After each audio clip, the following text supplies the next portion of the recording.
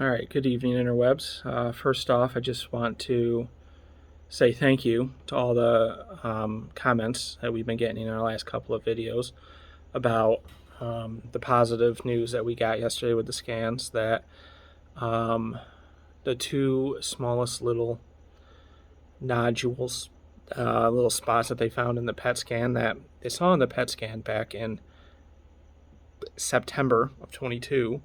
At the time, they were about 0.6 millimeters each, and that's in my right lung. And they were about 0.9 millimeters each in the February scans. So that led them to believe that maybe it was, in fact, the original cancer. So maybe I should have been in a stage 4 back in September. But, they staged me out at stage 3 because those things could have been anything, including valley fever, which I've been diagnosed with previously. And the large cancer in my right lung, which is anal cancer, which had grown in a lymph node, was about half the size. Previously, it was a little bit more than an inch. Now it's about a half an inch, a little bit more than a half an inch. So that's very exciting news. They also didn't find, this was a CT scan, so it's not the best possible imaging available, but they didn't see anything else anywhere. They did include my original tumor location, which was right outside my rectum on the left side. It was pushing up against my prostate bladder and tailbone, which had caused me great grief for a while, but the scans I had in February noted no signs of disease. This one read a little bit differently, but it still didn't say that there were any signs of disease, just that there was still some remaining stuff in there that is likely scar tissue.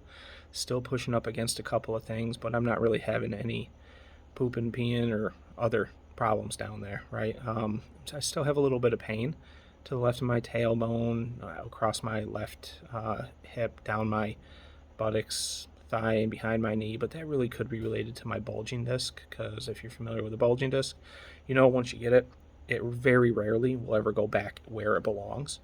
So it's really just mitigating the pain that you have through stretching and whatnot. But through all of this, one thing we realized that through my blood work yesterday is that my blood counts aren't great, even with no treatment last week, so 2 weeks between sessions. My blood counts are not particularly good. So instead of 3 weeks on and 1 week off, we're going to go to every other week for the next 2 months. So it's only going to be 4 sessions in the next 6 weeks. So we'll see how it goes, but there's been positive progress. So, I hope everyone else is having as good a night as I am, and good night.